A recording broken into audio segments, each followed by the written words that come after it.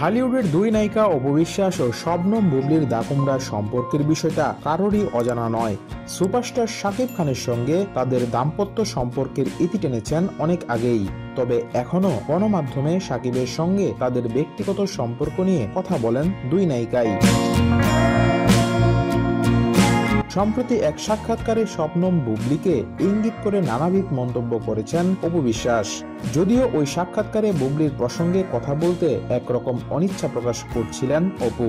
নায়িকার কথায় ঈদের এত সুন্দর মুহূর্তকে অসুন্দর করতে চাই না, আসলে ওনার নামটাই মুখে নিতে ইচ্ছা হয় না, ওকে পচা আলু বলছি, ঘেন্না লাগে ওর নামটা নিতে।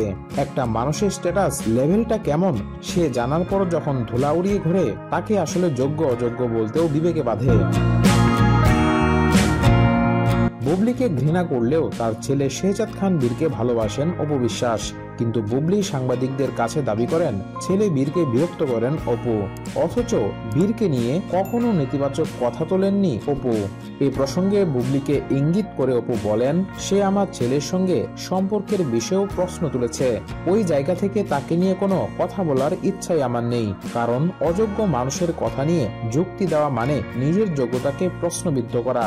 তাকে নিয়ে কথা বলে সময় নষ্ট করতে চাই না।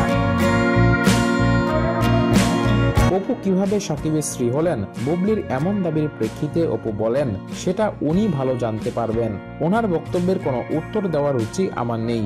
যদি প্রশ্নটা ওনার থাকে তাহলে প্রশ্নটা ওনাকেই করবেন। That's it. চিত্রনায়ক শাকিব খানের দুই স্ত্রী অপু বিশ্বাস ও শবনম বুবলির মধ্যে পারস্পরিক কোনো সম্পর্ক নেই বলে বিভিন্ন সময়ে জানিয়েছেন এই নায়ক। তবে তাদের সন্তান জয় ও বীরের সঙ্গে সুসম্পর্ক রয়েছে। মাঝে মাঝে দুই সন্তান বাবা শাকিব খানের সঙ্গে দেখা করেন। এদিকে গণমাধ্যমে বিভিন্ন সাক্ষাৎকারে কাদা ছোড়াছড়ি করেন অপু বুবলি।